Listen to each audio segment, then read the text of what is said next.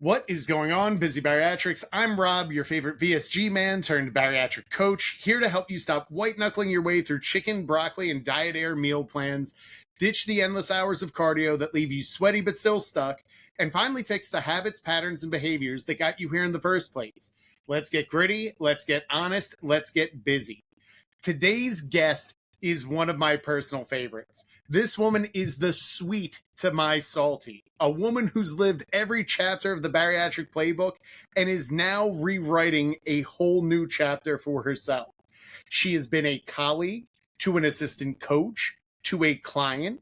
She has done bodybuilding shows, to having 3 children after bariatric surgery, from hitting her lowest scale weight to also thriving after her 3rd child. Kylie Hansen is here to drop real talk on GLP-1s, postpartum recovery, life after bariatric surgery, and how she teaches clients to lead with love. Let's get busy. Kylie, welcome to the show. Hi, thank you so much. You know just what to say to make people feel really good about themselves. Well, I kind of learned that from you, and that's kind of the benefit of this because I did not naturally have that talent. Even when I coached in high school, I was very much a direct, stern coach. hmm And from working with you, asking you questions when I was first opening Busy Bariatrics, you'd always mention, like, leading with love and putting people in an empowered state really does work a little bit better. And you'd always say it in a way that didn't call me out, but I was like, oh, Kylie's kind of right on that. How did you learn that? I feel like that's just who I am. I was always that person growing up that didn't have a backbone. And I was always scared to use my voice because I was always afraid I would hurt someone's feelings, even if I was using my voice in a kind way, right? And so as I've grown into an adult and matured and all the things, I've learned that it's still important to be honest, use your voice, be upfront, but there is a way to do it that allows people to feel good and maybe not leave the conversation feeling worse than they did when they started the conversation.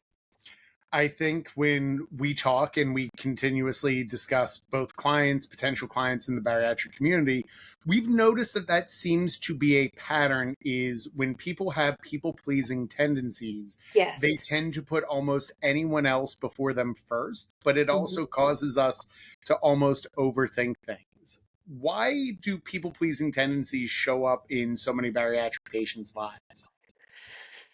Oh boy. Well, I feel like we have a lack of confidence, or it's very common to have a lack of confidence when you're also obese. Um, we kind of are like and I'm kind of only speaking from my experience, but we're kind of like the underdogs. I was like the wallflower when I would go to dances and all of these things. I didn't have that outbursts of confidence. I was always kind to people, but I wasn't like that outgoing, spunky person. I was a cheerleader and I was a swimmer and all the things, but even then, I was still like the quiet one. I wasn't the loud, peppy one. So I I think think a that lack of confidence for sure. Yeah, and you've been a bariatric patient for 10 years. What inspired you to have bariatric surgery and how's the last 10 years gone? Yeah. So July 1st was actually my 13-year post-op.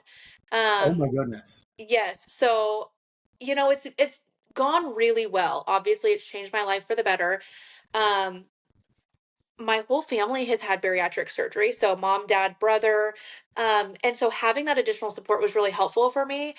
But I feel like I've gone through so many different phases of life since having my bariatric surgery. So it's like a constant learning curve for me. So I have my ups and I have my downs.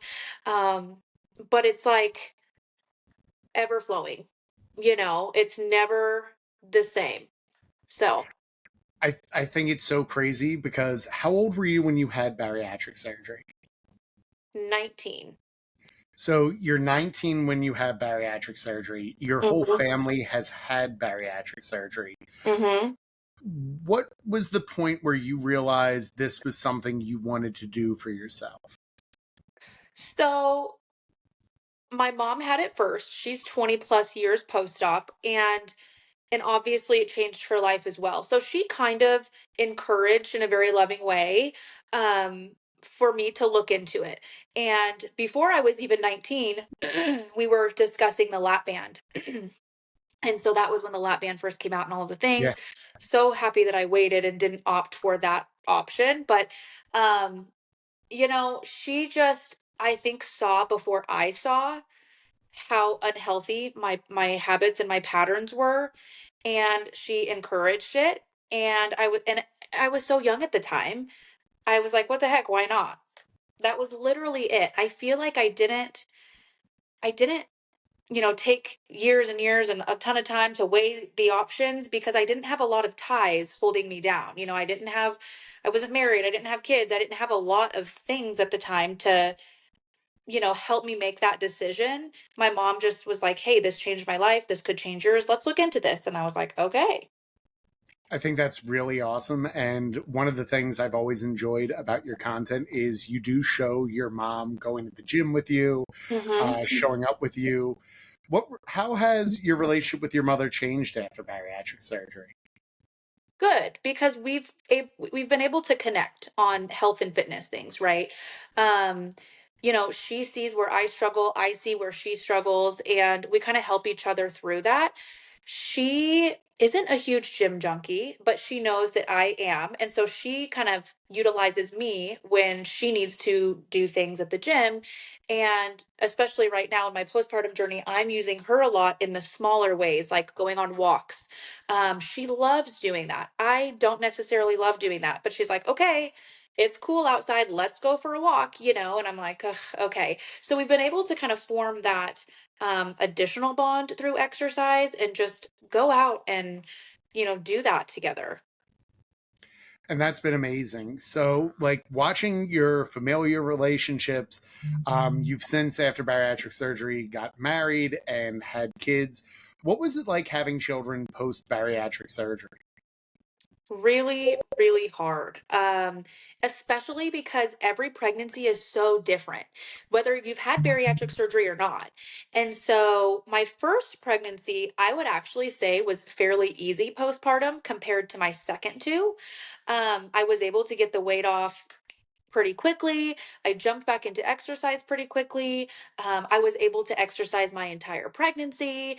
And then I got a spinal injury, and that changed things for my second and my third pregnancy. So I would say that, you know, it was incredibly hard physically, but also mentally. I think it's really crazy. What was the biggest mental shift that you had to do from that first child to the second child postpartum? For me, it was probably not being able to exercise at the same rate or, extreme that I was with my first pregnancy because of that spinal injury. I was almost pretty sedentary. And that was really hard because using exercise as like a mental release and the dopamine and all of the things is huge. And then not really being able to do that to your fullest capacity, ooh, was really hard. Absolutely. So, what were some of the tips and tricks that you kind of used to help get yourself together after that second child? Because I think a lot of the times when we talk, the initial move is like, oh, well, if we just work out more, we're able to scale the weight off. What was different, or how did you approach it for child number two? I did, and I was living in my RV at the time because my husband traveled. So after baby number two, I had a huge lack of space, but I worked out inside the fifth wheel. I used resistance bands. I used, lighter dumbbells and just sat on my couch and tried to have minimal spinal movement, and just went outside and did what I could outside, and just baby steps, but also really focusing on the mental health part of postpartum and bariatrics all at the same time. All while living in an RV with four people is impressive. And this is like one of the reasons why I love having Kylie as both a colleague, but as a mentor and as a coach in our program. is so many times we will hear from clients like, oh, you know, like it's hot outside or I can't get to the gym. And then it's like, well, Kylie will just very subtly be like, well, when I was in my RV right after my second kid and Jake was working like on his lineman job and away for 3 weeks, I would find, and like by the time you get that, you just sit there and you're like, man, she is tough. Yeah, So it was a lot. yeah. So after like your second child, you kind of also started to coach, but you also went into bodybuilding. What inspired you to kind of go into bodybuilding? Um, I like pushing my limits. I feel like that is something that really just lights my fire. I like doing things that I never thought I would ever do for myself, ever. And so one day I just had the courage, the confidence, I don't even know, but something inside of me was like, okay, I've been wanting to do this for a really long time just to kind of prove it to myself that I can. I've got to reach out to a coach. And so I did and got signed up that day. And I felt like once I committed, I was like, okay, I am doing this now. You know, there's no turning back. I'm doing this.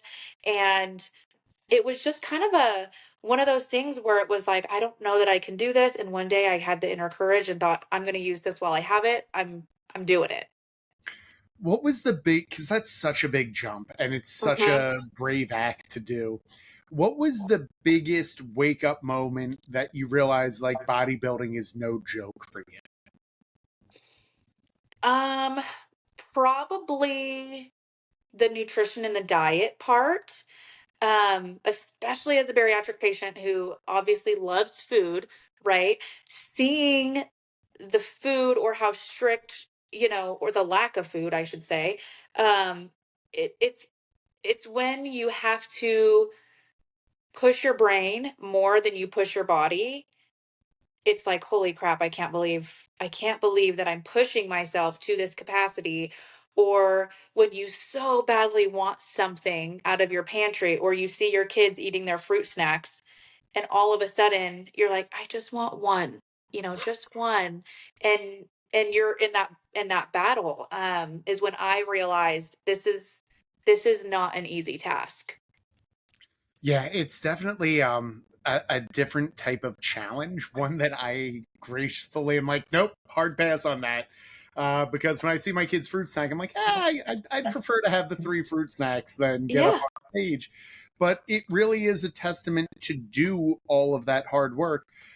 What was it like, both bodybuilding while coaching clients, while also having two young kids at home? How did you balance all of that while you were still working full time at this point, right? I was, yes. So I would actually wake up very early in the morning. I had an alarm set for 2:45 or so every morning, and my goal was to get to the gym by 3:15 to 3:30.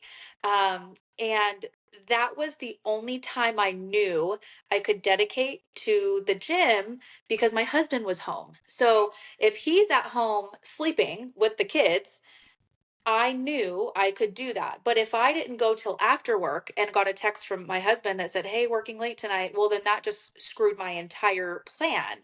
So I had to fully commit to early, early, early mornings and a lot of caffeine and just kind of get it done. Calendar work, scheduling things, and early mornings.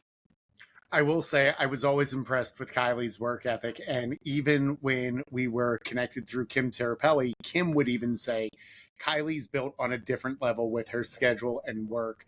And to give everyone a background idea, Kylie was one of the first people I wanted for our first summer camp when we had a full speaker panel. And I had done a couple Instagram, we've done some Instagram lives together. We had always had really good discussions, and our philosophies are just so aligned of what it takes to be a parent, to show up, to thrive as a bariatric person, that I was like, I absolutely want her for summer camp. And the other part was I was so exhausted that I was kind of like, you know what, Kylie, can you not only be in summer camp, could you like run a session and me not have to be there? And she was just like, okay, fine. And then as like we got closer to the date, I realized you were like 3 days out from your bodybuilding show when you did Yes. that. And you Yes. were going to bed at like 8 o'clock at night. Mm-hmm. and you were staying up late, but this is the type of person you want to surround yourself with in your bariatric journey. Is she never once mentioned anything. She just said, okay. She did it. We got rave reviews from all of the clients on her session. And then she just went to bed and continued to prep like the very following day. How do you manage to take those big challenging things, put it all together, and make it work? Because it's been something I'm still impressed with every day with you. Well, I have to ask myself, what is most important, right? And how can I make it work? Because there are some things where I do have to say no, or I can't do this today because of whatever reason. But whenever I commit to something, I have to fully commit to that and then either make arrangements for the kids and have a plan A and a plan B, right? So, okay, Jake, I'm going to go ahead and plan for you to be home, but if not, I've already asked my mother-in-law to help out, and now she's almost anticipating a last minute text. Hey, I need you to come over and get the kids. And so having a plan A and a plan B really helps me with making sure whatever I need to get done or whatever is important to me is still going to happen if my first plan falls through, because my plans always fall through. That's my life. We just laugh now. Because even, gosh, Rob, right before this podcast, I went home and forgot my laptop charger here at my mom's all the way across town. So I'm scrambling, right? So like at this point, it's like, okay, how do I fix this problem? And I became a really good problem solver. And that was really, really what got me through all of the phases. I will say the coolest thing about you two is I always say Kylie moves very much like a duck. She gracefully coasts through both her content and her coaching style and in her leadership meetings. But underneath the water, those legs are churning so hard and so fast. And it really is something that I've grown to appreciate. But Kylie also has a really big vision of what the bariatric community needs from her experiences in. And it was really cool, even way back when in March, when we would start to discuss of like, what do we think we need? What do we need to support? And how do we need to show up for bariatric patients? What were some of the things you wish the bariatric community knew better or understood better as a 13-year veteran, a coach, and someone inside Busy Bariatrics? Well, one thing that truly stuck out to me, what when you and I were actually having a conversation, was, you know, the first few years after bariatric surgery, we've kind of got ourselves in this flow, and and then as you progressively get farther and farther out, the struggles change, and they're supposed to, but we don't always know how to deal with every single struggle that comes along, because the first 2 years we're still losing, we're maintaining, we're doing all the things, and we think we're doing everything right. And then we hit year 3, 4, 5, or 6, or whatever, and we start to see maybe a little regain, or we're not ready to stop losing, but our bodies have stopped losing weight, and we don't know what to do, and we panic. I think that the bariatric community needs to learn or understand better that lives change, and so are our paths to success. And everybody's success, or what success means to them, is so different. And sometimes it can have nothing to do with the number on the scale, and that's okay. I think it's really cool because you've really shown not just to advocate for bariatric surgery, but to use all the tools that are available and continue to come out. And something that I don't think the bariatric community has fully embraced yet is the use of GLP 1s in their journey. You're currently on a GLP-1. Can you kind of explain why you originally went on it, why you went off it, and why you returned to it? Because I think it's really important for bariatric patients to understand that there is a reason and season for everything that we do. Absolutely. So I did get on it when I was in prep for bodybuilding. And at the time, that wasn't something that I openly shared, but when people asked, I was honest about it. Um, there was a little bit of shame, right? And I think a lot of people experience that shame when they're taking it, because just like there's this stigma that bariatric surgery is the easy way out, it's kind of the same with the GLP-1. And so I initially started taking it in between baby number two and my first bodybuilding show. And it really helped decrease the food noise. But I did consult with my doctor, made sure I was a good candidate. I kind of talked them through my struggles and what I was looking for and what I was needing and all of the things. And they said I was a good candidate for it. Now, this was actually before everybody and their mother started taking GLP-1s, right? So it was still You, $25 a month. It was still affordable. you were And doing GLP-1s before it was cool. yes, yes. And um, now of course everybody's on it. It's so expensive. It's hard to kind of get on it now. But really I just knew I needed the help. And so I asked my doctor and my doctor was supportive of it and it helped me a lot mentally and physically. Do you remember, like, was there a significant point where in your bodybuilding journey, or just as someone who has grown up struggling with their weight, where taking the GLP-1 kind of was just a relief from the food noise for you? Absolutely, especially with bodybuilding. It with bodybuilding, and there was a point in time when my coach said, "Hey, if you can't eat enough, you've got to get off that GLP-1 because we're trying to build muscle here, right?" And so, you know, um, watching the other people that I was bodybuilding with who were on the same team, they were doing this without a GLP-1, right? And so it was inspiring to me, but I also had to remember that my journey and my brain are completely different than theirs. We're wired differently. And so really, it was a huge relief to be able to get through my day and not feel like I had to eat an entire bag of M&Ms, or when I was stressed because of my chaotic busy schedule, I wasn't turning to food and I was able to eat the foods that allowed me to build muscle and lose fat in the healthy, correct way, right? Because there are so many people who are very undernourished or malnourished because they're not eating enough and they're not paying attention to what they're eating. And they're like, oh, I only had two protein shakes today. This is great. Well, yeah, but is it great?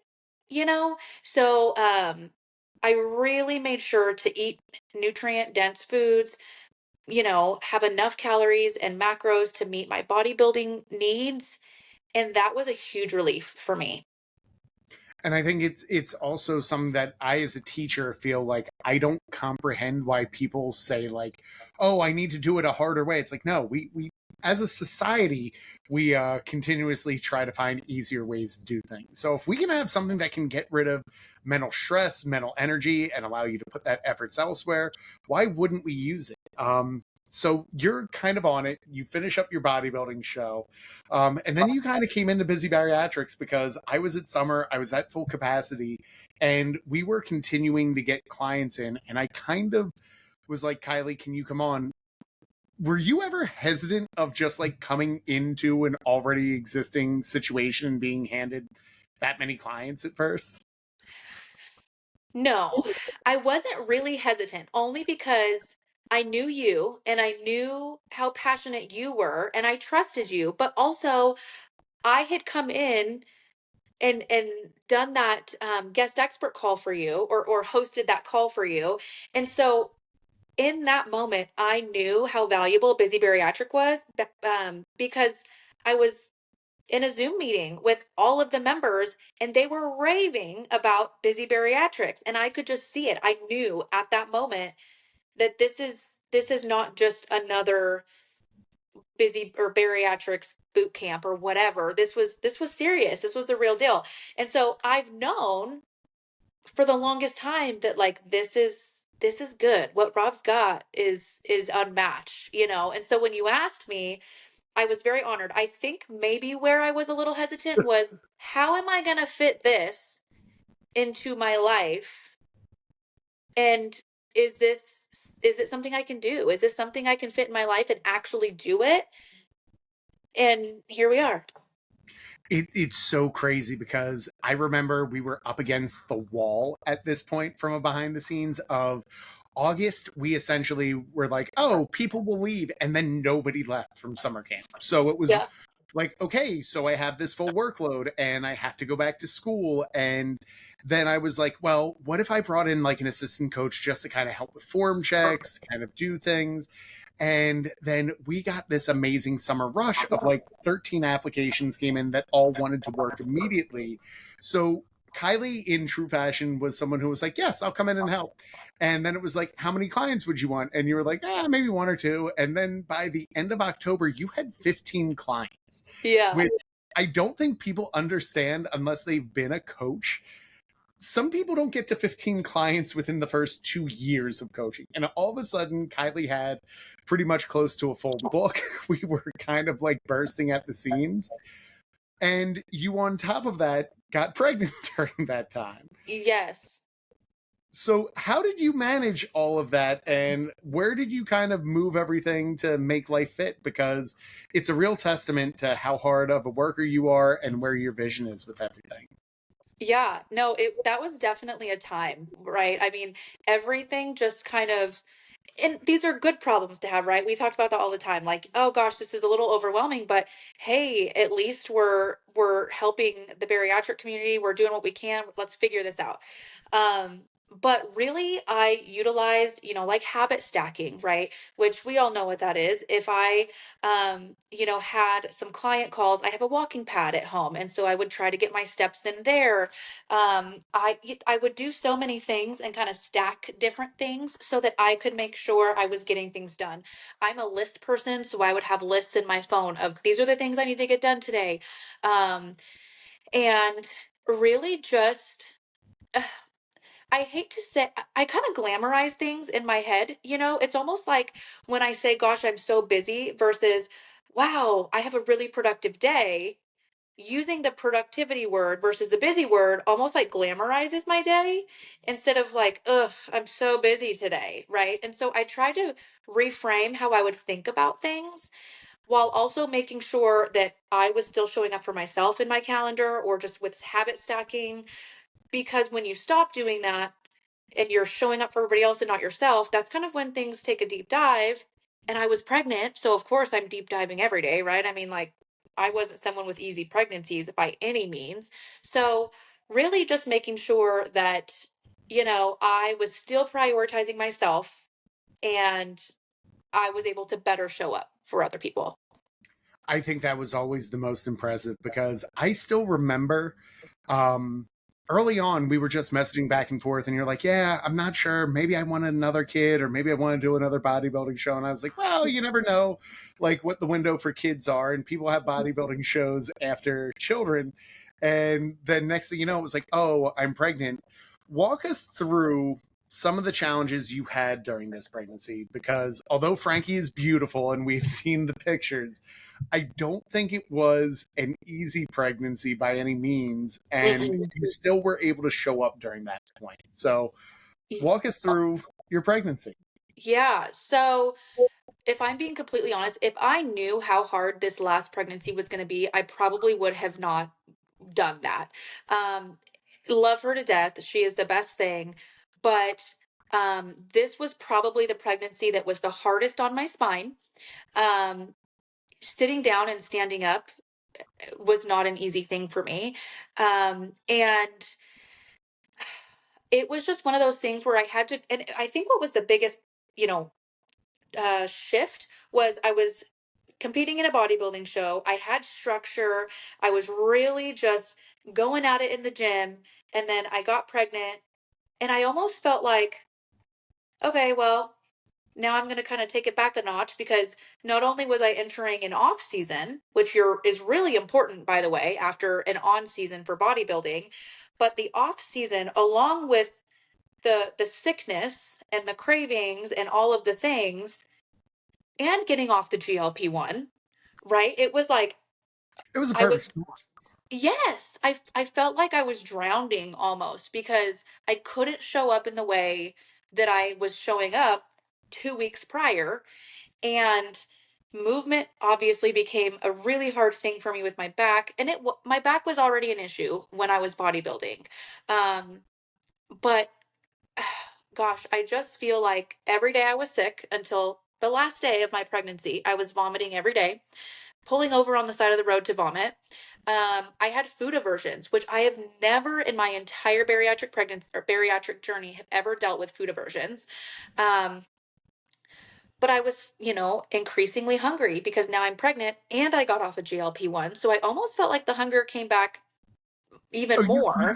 got a double storm. It's you're Yes. eating for two, you're off a GLP-1, but then on top Yes. of that, like you have a food aversion. Whereas I think most bariatric patients or bodybuilders would be like, okay, if we're having a food aversion, it's like I will double up on ground beef because I like ground beef. Like when I'm really hungry, I'll be like, Hmm. okay, lean ground beef, lean ground chicken, tuna. Like at least let's get the macros together. Yes. You had almost every aversion possible. What were some of the foods that just gave you the ick during your pregnancy? Honestly, every kind of meat. I Yes. just couldn't do it. I was like, no meat. Um, and what was difficult was the previous pregnancy, I felt like the only thing I could have was, this is awful, McDonald's sausage McMuffins, right?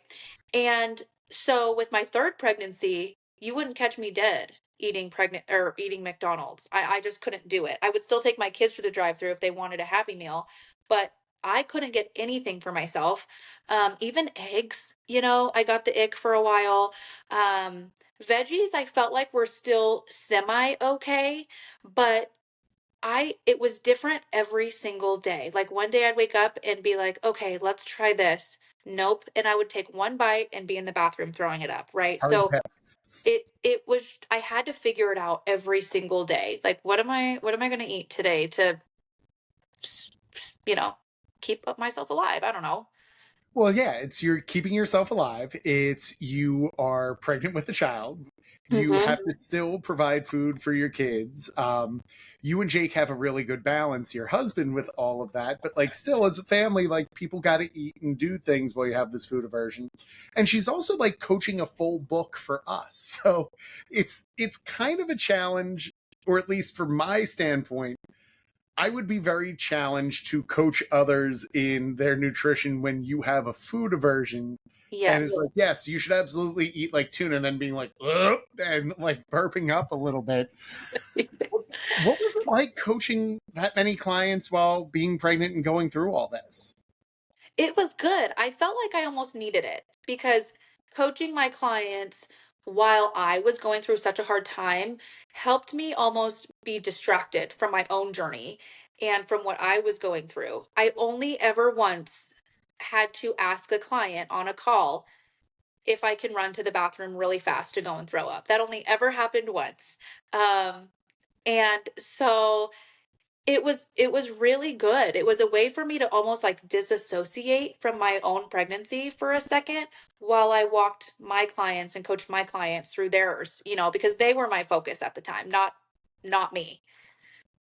Definitely goes back to like how do we serve others and do everything. And I Hmm. think it's also one of your best traits that I love having you in Busy Bariatrics is where I always come off as I am salty, I am grumpy, and I am a no. Kylie then kind of comes back in her coaching sounds like, but here's how you can do it. And the best example I always give is like, I am like, no, pumpkin spice lattes are the devil. You cannot use them. She knows where I'm going with this. Like, they're horrible. They're like 400-calorie bombs. And Kylie brings a really cool perspective in everything that she does of she will almost be like, here's how you can do it for under 100 calories and how to incorporate it every single day. Why is it so important to coach clients on how to incorporate everything that they love in their bariatric journey? Well, I think if you don't love what you're doing and how you're doing it, you're not going to stick to it. And so figuring out a way to incorporate things you love or tweak something that you love so it mimics the thing can be game changing, right? If you love Big Macs, let's figure out how to incorporate Big Macs. They make salads. You can take a bun off. I mean, there's so many different things we can do, and I know that there are so many people out there who love pumpkin spice everything. So to me, I'm like, I might not be at Starbucks every day getting a pumpkin spice latte, but let me show you how you could maybe continue doing that, because if that is what helps you get through your day, and you're feeling like you're having a treat, let's find a way to incorporate it where it's not 500 calories and you're not drinking all of your calories, right? Um, it's important for me to help bariatric patients still enjoy what they enjoy and live their life without feeling like they're on a diet forever. And I think it's like just the perfect balance to me where I can be very dogmatic, almost to a fault. And it's just been a cool balance of you of like you asking me like, let's look at it this perspective. What if we handle it this way? And it really does show, I think, for coaches, the ability that when you collaborate with others, it makes both coaches better. And it's been a fun part of the process of working with you. Now that you got to postpartum, Hmm. you decided like you wanted to work with me as far as how to get everything together and put it all together. Why did you want to work with me to get your fitness and nutrition together postpartum? I knew that I needed physical help, but mental help as well.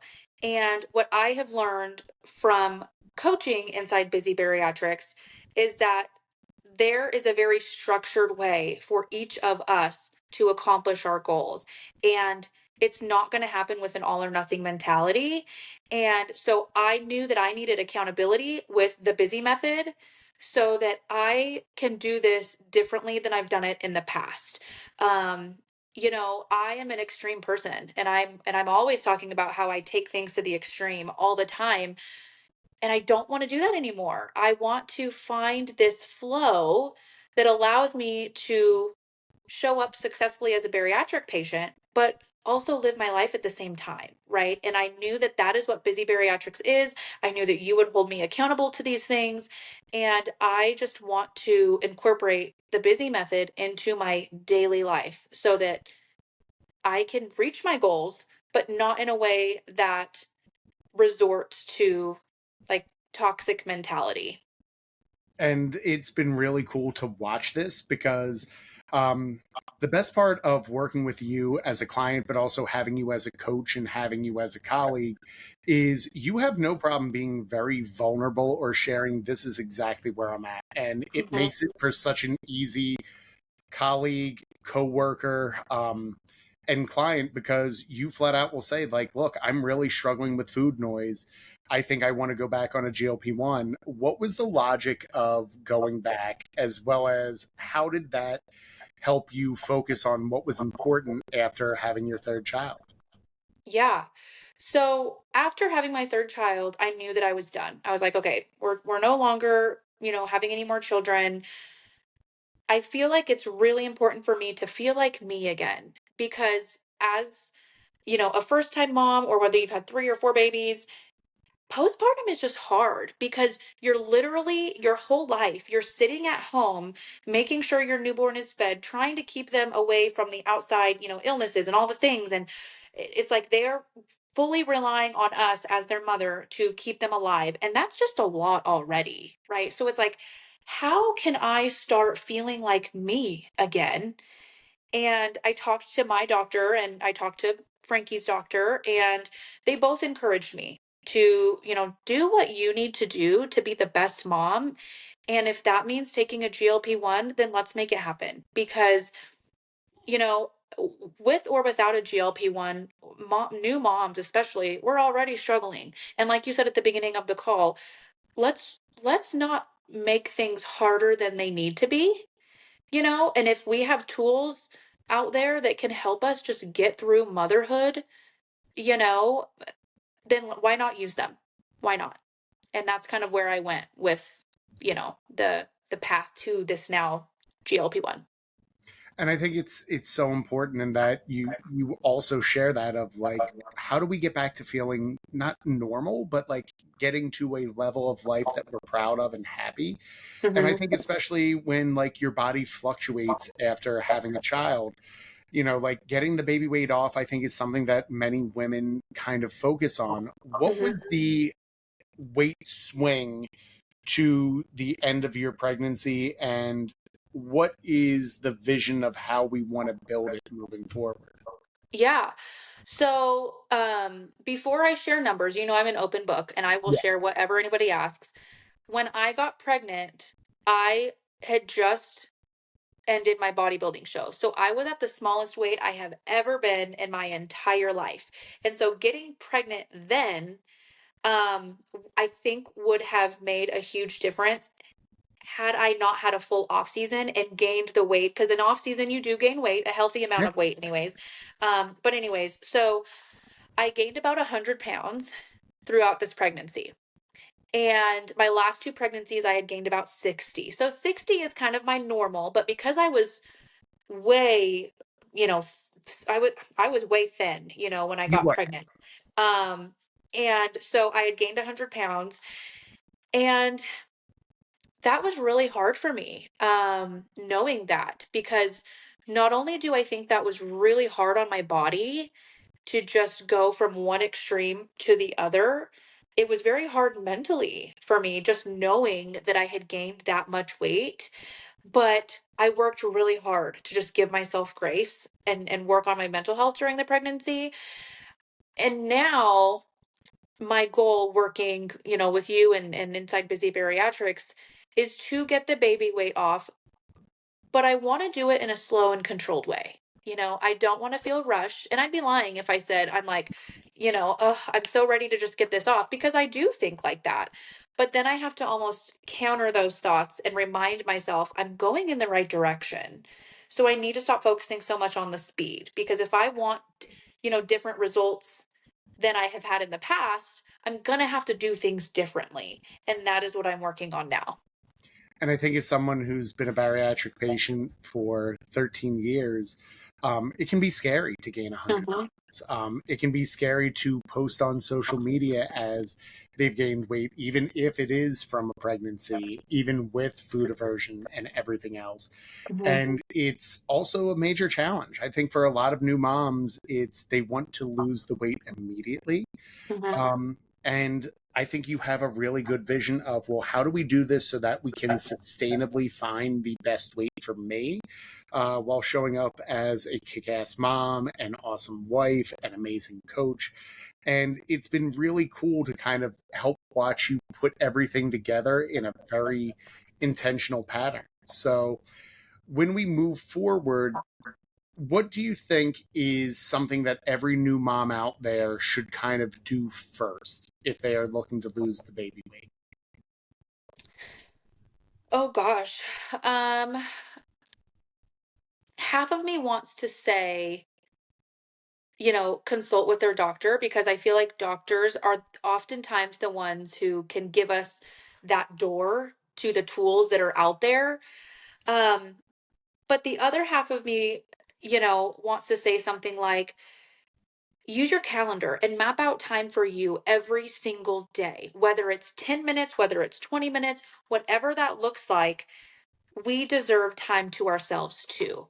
And that matters so much, even if it's just putting in your AirPods and putting on some music that hypes you up, right? Something that allows you time to just do what you need to do to build that confidence back, because it's a lot of times it's lost, right? Our confidence is lost. And so calendar work, map out some time for you, which I know is so incredibly hard. But also don't be afraid to use the tools that are out there. If you need to ask for help, ask for help.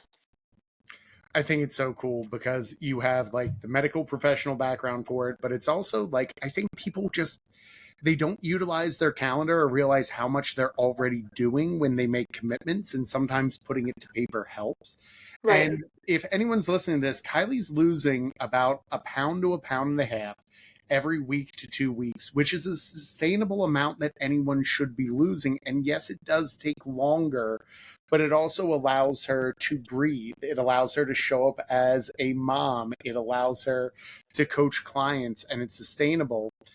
But some people I still think will think that a GLP-1 just fixes that and allows you to lose 5 pounds per week. What do you still have to focus on, even on a GLP-1, during your postpartum journey? Well, definitely how much protein you're intaking, right? I mean, And like we said earlier, the GLP-1s definitely help with food noise and cut your portions down. But so many of us have that mentality of the less I eat, the quicker I'm going to lose. And, that's not necessarily the right way to use a GLP-1, because I will say there is a right way and a wrong way to use it. And so many people, even people that I know, are using it in the wrong way because they're so worried about getting the weight off, um, and not focused enough on their overall health. You still have to eat food. You still need protein. You still need to drink your water. You still need to do all of these things. Resistance training. Holy heck. Like, people are using these GLP-1s and not lifting weights. And so in my head, I'm just thinking, goodness gracious, we need to be more health focused, even while on a GLP-1, right? This is a tool, and we need to work along with this tool together. And so I just think that it is so important for us to remember that your health needs to take priority even while on a GLP-1. Yeah, and like you look at it, I there's so much I want to touch upon there, and I think we both are so aligned on it. Of GLP-1s, I think are important in anyone's journey, especially Yeah. if we need it. But you still have to take the GLP-1 and focus on building muscle so that you're not losing your muscle mass. Right. It's almost more important, I think, to dial your nutrition in afterwards because you have such a limited amount, just like bariatric surgery, that you have to almost make every vegetable count. You have to make every protein source count. Um, Yes. what does nutrition look like for you these days as we continue to rebuild and refocus it? It's very plain, I will say. I'm not someone who needs, like, I'm kind of like you in the Yeah, nutrition, area. I don't need extravagant things. Um, typically breakfast I make eggs. That's just an easy thing for me. But there are times when I will take my kids to Burger King to play in their playground, right? And I'm getting them chicken nuggets and snacking on a few chicken nuggets here or there. But for the most part, I am eating very plain foods. The other night I made some ground beef, and I had ground beef and some avocado because, like you said, I can't eat a lot, so I do need to really pay attention to the things that I am eating to make sure that I'm getting enough of the things that I need. So you almost have to be more intentional about the foods that you're eating, but I'm also trying to, at the same time, find that balance that we're all allowed to have while not overdoing it, right? Not eating out breakfast, lunch, and dinner, but just making sure that I'm still enjoying life and motherhood and the chaos and all of the things, and securing the bag when I need to. I love it. And it's just been so cool to watch this. And it's why you inspire so many of our clients. You inspire the bariatric community through your content on Instagram, and you inspire me. Like it's just nice to have someone who gets it on the team. Now we're gonna have some fun part with you, Kylie, because if anyone knows our team, Kylie is always the sweetest, kindest person, and I am the exact opposite. So, Kylie, have you listened to any of the episodes of Busy Bariatrics podcast yet? Yes, I have, Rob. Good for you. Yes. Now, it was a while ago. Um, but I am thriving inside the hive right now. So that's kind of my priority. I will say for people who are listening, Kylie does our coaching program as well as our client program. And she puts it on while she is spending time with Frankie or getting everything else together. So I'm always nervous because Kylie has to listen to a lot of me. And then in her spare time, spends it doing this, which I always love. So let's go through our busy method and see how many of these we have answers for. The B is for building habits. What's the best habit you're building now post postpartum? Um, I think honestly for me right now is moving my body 40 minutes a day. And that movement is and can look different every day. I just want to move my body 40 minutes a day. Love it. Best lesson you've learned about nutrition after having Frankie? Um, be protein focused, protein forward. It's going to help me stay fuller longer and snack less. So if I can continue to put protein first, put it on my plate first, eat it off my plate first, wait 15 minutes to go back for seconds, things of that nature have really been helpful for me. Love it. Favorite way to stay active? The gym. I love the gym. So I think that's hard for me because I can't just pick up and go anymore. But getting myself to the gym where I'm not at home, it gets me out of the house, it's just me time has been the best thing for me. It's also been cool, I'll say, that Kylie posts in our private community area as well that she's going with her mom. And you can always tell when Kylie's recording going to the gym because there's like a little bit extra of like a smile in everything that she does, of like, I'm Mm. going and doing it. Yep. All right. The why is for showing up for yourself. What does that look like now at this season in your life? Um, I'm gonna say family walks are one of my favorite things. With my husband working crazy hours all of the time, family time is my favorite time. And as much as I love time with just my kids, it's so much more enjoyable when my husband is there. And so prioritizing family walks has been great for me. Um, but also going in my room, closing the door, pulling up my laptop and just getting things done that I need to get done on my own, whether it's listening to an uplifting podcast, just anything, working through my calendar for the week and just making sure that that's done with no distractions is a really great way for me to, show up for myself. Um, because every 2 seconds it's mom, mom, mom, mom, right? And so being able to just close my door and do what I need to do for 10 minutes has been great for me. I always joke because whenever I call Kylie, she apologizes for like her kids like in the background. I'm like, no, that's exactly why I hired you. Is I forget if it was a phrase or I saw it on one of your hats or something, but like you really are the queen of chaos. Of you still make it all look so simple while the fun and life is happening, and I think it's a Yes. great point. Now you're like, Yes. okay, we spelled busy. We know that the exclamation point is for the healthy source of dopamine. I'm going to challenge you on this one. What's a guilty pleasure I don't know about you yet, Kylie? Ooh. Well, Diet Coke is a guilty pleasure of You asked mine. it right before you went on. I was like, yep, she's in her zone. Yep. That's like, yes. But one that you don't know? Ooh, that's so hard. Okay. And maybe you know this because I do post it on my Instagram a lot, but Atreyu is my absolute all-time favorite band. What? All time. All time. A Um, tray. Atreyu. And I will turn that on and I will jam. Like I know the words, I know the lyrics. I and so a lot of times people will be like, "Oh, she listens to Britney Spears," or you give me a hard time about the music that I don't know about because I'm wearing Nirvana shirts and don't know the name of any Nirvana songs. Gang, But Kylie is that person, by the way, and I judge her. And the best part is, we joke she has little sister energy, yes, because we will crack on her, and she's just like, "Nah, I'm good. Like, I got it's this fine.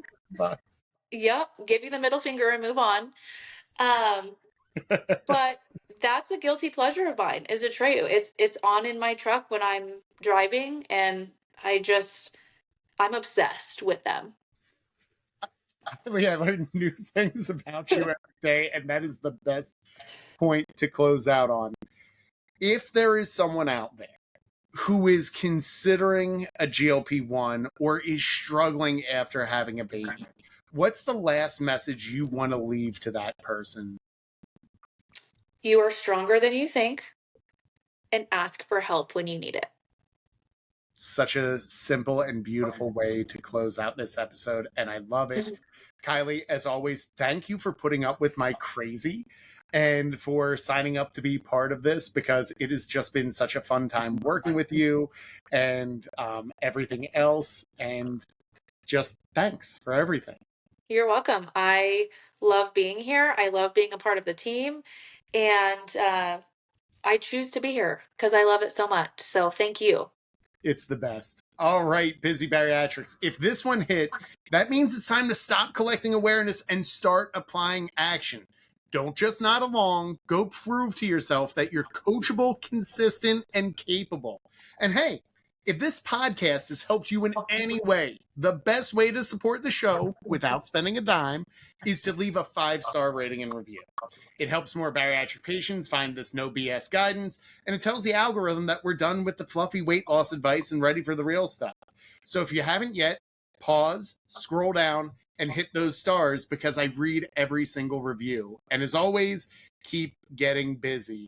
Bye, Kylie. Bye.